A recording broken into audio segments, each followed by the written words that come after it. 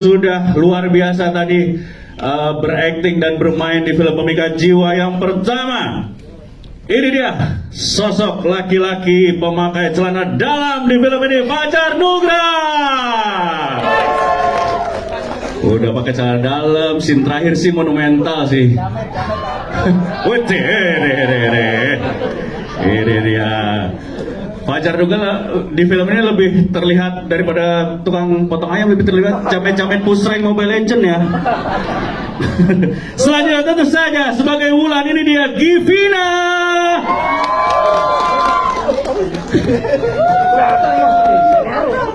Yeay. Selanjutnya sebagai Damar, ini dia taruna polisi kita. Halo, Dek. Erdin Endriana. Udah. Selama dibantu lu kondisi. Yoi, ini. Selanjutnya sebagai Ibu Tantri, Adelia Rasya.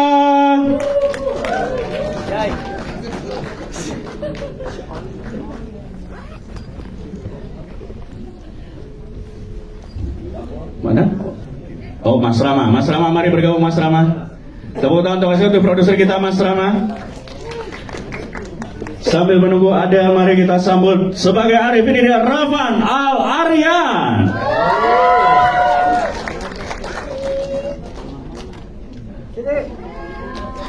Hai.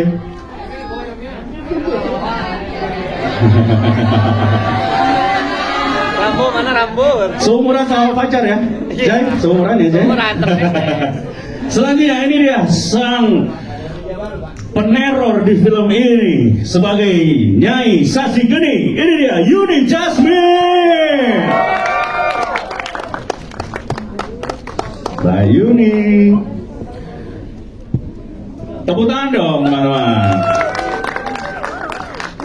Selanjutnya sebagai ini dia yang Adel sudah hadir kembali bergabung, Adelia Rasya, ini dia Bu Tantri.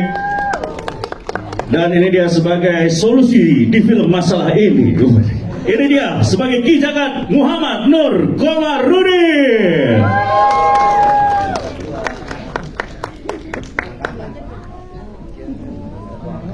Oke, selanjutnya sebagai guru besar Hawari, mari kita sambut, ini dia Lucky Moniaga.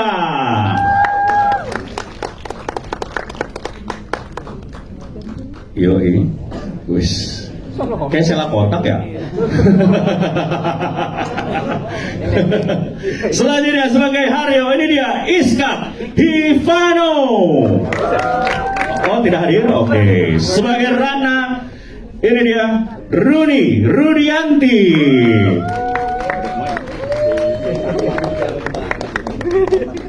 Makanya pakai foundation gue sekarang. Dan tentu saja sebagai Jay kecil yang traumatis di film ini, yang membuat Jay menjadi pendendam. Ini dia Jay kecil Ona.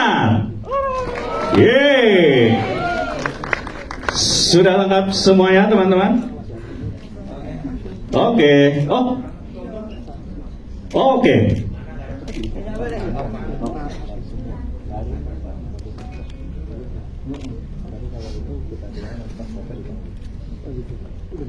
Oke, sudah hadir semua. Buat tepuk tangan teman-teman untuk filmmaker Pemikat Jiwa. Ini karya terbaru dari Makara Production. Luar biasa. Saya akan nanti ada sesi tanya jawab ya teman-teman. Siapkan pertanyaannya.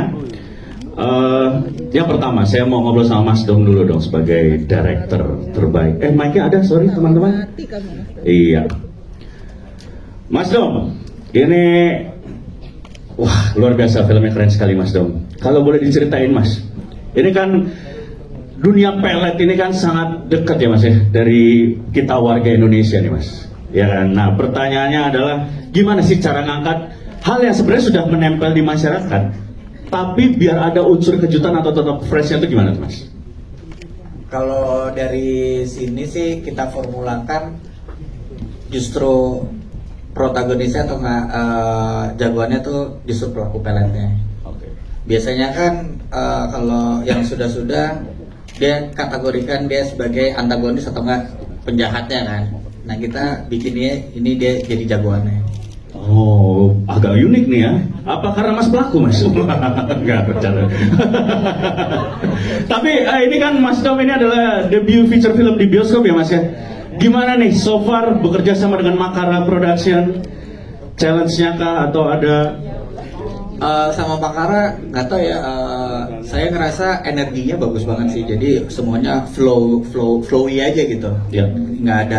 Kita nggak ada apa namanya gesek-gesekan atau segala macam, nggak ada. Kita benar-benar energinya bagus lah. Dan saya bersyukur banget bisa. Vibe-nya oke banget ya. Saya bersyukur bisa ketemu mereka. Nice, terima kasih Mas Dom. Boleh tepuk tangan untuk Mas Dom teman-teman. Sekarang kita ke yang empunya cerita nih, Mas. Halo. Ini dia Mas. Mas Agung, Mas Dugro panggil? Dugro. Mas Dugro. Mas, saya mau nanya Mas. Ini fiktif apa nyata nih Mas? Kalau itu sih dari awal katanya benar-benar kan ada. Nah ini sebenarnya ini fiktif atau emang kisah nyata Mas? Ini cerita tahun 2008. 2008 Ya, Mas. gitu. Jadi kalau di keluarga bapak saya masih melakukan tradisi sediawan kan, gitu. Jadi sempat ada korbannya, ya si Wulan itu korbannya yang memang jadi korban peletnya. Dan J itu memang saya juga kenal orangnya. Karena kan orang ini, jadi memang dulu kita tuh di pasar gitu kan. Bapak itu kerja di pasar, tapi di dalam rumah itu dia bisa nyembuhin orang-orang. Dia punya gift, dan kata bapak adalah kalau pingin menggunakan gift itu yaitu untuk menolong orang, bukan untuk membuat jadi uang. Iya. Uang itu bekerja di pasar. Nah, saat oh iya. Gitu. Nah pas lagi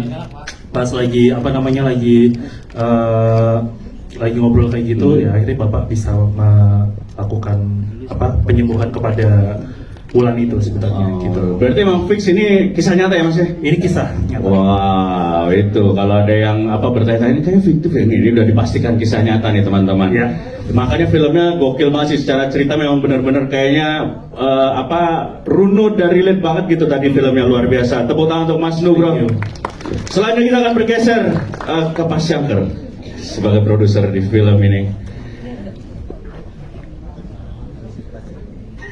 Pak Syangker, pertanyaannya kenapa sih mau ngangkat cerita tentang pelet Pak? Terus gimana cara ini membuat masyarakat, apakah menjadi pelajaran kah untuk masyarakat atau gimana Pak Syangker? Pertama, karena ini sangat relate dengan kehidupan masyarakat kita. Kita semua tahu lah kalau orang-orang itu pengen dapat jabatan pergi ke orang pintar, pengen kaya ke orang pintar, pengen cewek juga pakai aji-ajian segala macam. Jadi S2 maksudnya kan Pak ya? Orang pinternya itu S2. Iya, S3. Maksudnya pengen cewek ke kota Pak. Apa itu? Nah, karena ini relate di masyarakat kita, jadi ternyata sebenarnya yang aji-ajian gini atau pemikat gini ini kelasnya tuh bukan bukan CD, bahkan kelas A pun, ya kan, orang pengen menjabat, bahkan yang kita tahu lah, yang di atas itu mereka juga menggunakan hal tersebut untuk menjaga auranya mereka. Nah, karena saya melihat ini sangat relate, makanya saya pikir ini menjadi salah satu cerita yang bakal sangat menarik ketika kita nge-pitching pertama kali dengan Pak Nugroho ya. Salah satu pilihan kita dari sekian banyak cerita itu adalah ini gitu ya. Jadi makanya kita melihat bahwa ini udah sangat relate, udah sangat cocok, dan saya yakin teman-teman wartawan sini, media dan lain-lainnya pasti juga kalian pernah merasakan, entah kalian yang diguna-guna atau cerita dari teman kalian, keluarga kalian, tetangga kalian, pasti itu ada di sekitar kita. Karena itu ada di sekitar kita, jadi ini cerita yang sangat mudah masuk kemanapun dan memang sangat relate. Yang penting relate. Iya, kuncinya relate ya Pak Syangker. Iya, relate. Kuncinya relate. Iya, itu dia, luar biasa. Tepuk tangan untuk Pak Syangker teman-teman. Selanjutnya kita bergeser ke eksekutif produser Mas Rama yang di ujung sana. Mas Rama, Mas Rama, ini horor tuh kan di Indonesia udah film horor di Indonesia tuh udah benar-benar kayak mungkin tidak terhitung jumlahnya Mas Rama ya. Apa nih Mas yang ditawarkan atau potensi dari pemikat jiwa ini untuk diberikan ke masyarakat, Mas Rama? Assalamualaikum warahmatullahi wabarakatuh. Sebelumnya terima kasih teman-teman media yang sudah bisa hadir hari ini untuk gala premier Pemikat Jiwa. Menarik sih. Menurut saya film Pemikat Jiwa ini memiliki potensi yang lumayan cukup besar ya di bioskop untuk market Indonesia. Kenapa yang seperti Pak Syangker sampaikan, pelet ini masih cukup relate di mana Indonesia ini terkadang masih sebagai masyarakat ya, Indonesia ini praktik-praktik mistis seperti ini masih cukup sering dibincangkan, ada di perfilman, di sosial media, maupun itu menjadi satu kita menyebutnya itu di Indonesia masih common sekali seperti itu ya. Lantas juga saya ingin mengucapkan dari Makara ya, kolaborasi. Sebelumnya saya terima kasih untuk teman-teman cast, teman-teman produser, ya kan, Pak Dom, director dan penulis juga, dan semua teman-teman yang sudah bisa bergabung untuk mensupport film ini untuk bisa tayang di tanggal 9 Juli. Saya mewakili Makara dengan teman-teman partner kita di sini ada Makara Usaha Bercerita, Selembe Pictures, lantas ada Show Token, ANZ, Jupiter. Semoga film Pemikat Jiwa ini tanggal 9 ini bisa diterima di masyarakat dengan manis. Amin. Dan sukses. Mungkin itu cukup dari saya. Siap Mas Rahmat, terima kasih luar biasa. Waalaikumsalam. Boleh tepuk tangan teman-teman. Selanjutnya kita akan bergeser ke Mas Opas nih sebagai co-producer dan juga kreatif produser nih atau produser kreatif. Mas Opas dari sisi kreatifnya dan dari sisi marketingnya gimana nih Pemikat Jiwa nih yang ingin diberikan ke masyarakat itu apa Mas? Mungkin oke, kalau dari segi kreatif dari proses awal saya banyak diskusi sama Dom, sama Agung. Kebetulan saya sama Dom kenal udah lama. Dulu sering project bareng di iklan, cuman habis itu Dom ini juga udah beberapa ada seri-seri OTT yang lumayan viral. Terus kita ngobrol, ada satu cerita nih mungkin cocok gitu. Nah cuman tema pelet betul sudah banyak, tapi gimana kita kemasannya dibikin kekinian ya gitu. Dari segi cerita, mungkin dari teman-teman tadi juga perhatiin ada beberapa treatment kamera, ada beberapa kalau teman-teman nyadar juga lagunya juga bervariasi. Tadi ada kita bikin lagu pasar, lagu jedang jedung, ada juga lagu-lagu yang emang sedikit melambai kayak gitu-gitu. Jadi memang mungkin pelet sudah lama tapi kemasannya kita coba bikin modern sih, kurang lebih seperti itu. Yes, dan itu tadi sih tergambar banget pas kita tonton sih Mas, makanya ini wah gokil sih ini touch-nya nih. Mudah-mudahan di 9 Juli nanti masyarakat Indonesia bisa merasakan bagaimana pemikat film bisa memikat semuanya ya. Tentu saja dari Sabang sampai Merauke teman-teman. Di kala negaranya sedang kocak-kocak ya. Kenapa tuh? Jangan dong, Jar. Nanti ada di stand up, Jar. Oke. Selanjutnya kita akan bergeser, ini dia sang masalah di film ini. Sang pusat cerita, Fajar Nugrah, teman saya. Apa kabar, Jar? Luar biasa. Baik Kang Reno, Luar biasa. Ini gosip-gosipnya katanya paling sulit acting di sini adalah memilih celana dalam ya. Jujur iya, karena Pak Dom minta celana dalam yang rada nyeleneh gimana? Ada lah Calvin Klein, coba Calvin Klein kata dia. Calvin Klein. Ada kliennya, bayangin. Bajakan itu ya. Jujur aja pas make acting rada gatel. Itu lebih kan gak dicuci Mas, bukan palsu. Oh iya ya. Iya, bukan Pantesan kalau gitu. Tapi Jay, Fajar ini kan memang kita tahu semua sebagai stand up comedian ya, dan mostly memang film-filmnya pasti ada hook komedinya, ada lucu-lucunya. Di sini ini first time ya, kayak bener-bener nggak ada komedi-komedinya sih. Sebenarnya kalau first time bukan. Oh, oke. Bukan yang serius, serius pertama kali itu bukan. Tapi serius yang menurut aku ini karakter yang sinting gila. Ini adalah pertama kali di sini. Aku ngerasa kayak, wah ini bisa nggak ya aku ngejalanin beban yang ada di pundakku ini? Karena memang bener-bener saya juga kaget kenapa akhirnya bisa dipilih Pak Dom, bisa Pak Sangker dipilih itu kayak serius nih gitu. Cuman begitu pas ngejalanin, I know I'm worth it gitu loh. Aku ngerasa kayak canda. Marul, nggak usah terlalu di zoom Marul.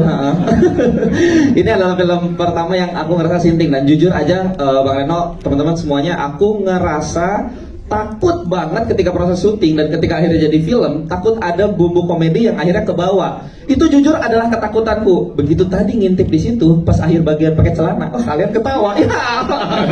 Cuman memang ternyata di set itu Pak Dom memang mendesain supaya gimana caranya, karena ini jametnya biar tetap ke bawah. Jadi memang Pak Dom mintanya adegan seperti itu, gitu sih. Ya, mudah-mudahan berhasil lah dari keseluruhan film, mudah-mudahan amin. Luar biasa dari saya sih keren sih. Jan. Serius? Ini wah luar biasa. Luar biasa ini Pak Jan membuktikan memang dia aktor yang matang teman-teman, pemain. Oke, Givina ya sekarang ya. Oke, Givina, hai. Wes, ini dia Givina, luar biasa. Udah pernah kesurupan belum ya? Kayaknya kayak fasih banget gitu, Vin. Jujur belum kak. Belum pernah ya. Tapi ya ini apa ya challenge untuk memerankan itu kan spektrum emosinya kan gokil ya. Memerankan karakter itu, karakter Wulan itu, ada challenge-nya nggak, kesulitannya kemarin? Oh banyak banget kak. Tapi kita pelajari aja, kita organik aja. Kalau memang sulit kita hadepin aja. Dan aku percaya sama tim Makara, Pak Dom dan juga para cast yang lain. Jadi segala ketakutan itu alhamdulillah bisa dikesampingkan gitu loh. Ternyata hanya dengan percaya, ternyata badanku bisa ngeluarin hal seperti itu gitu. Wow, luar biasa ya, keren banget. Tapi ada sisi-sisi relate-nya nggak, Vin? Nyuruhnya. Wulan ini dengan dirimu. Oh iya.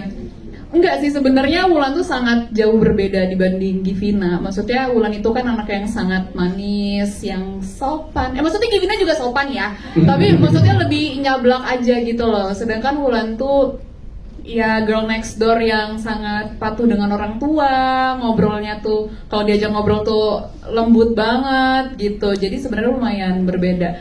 Tapi kesamaannya itu adalah mungkin di bagian ini kali ya, ada tendensi people pleaser-nya sedikit.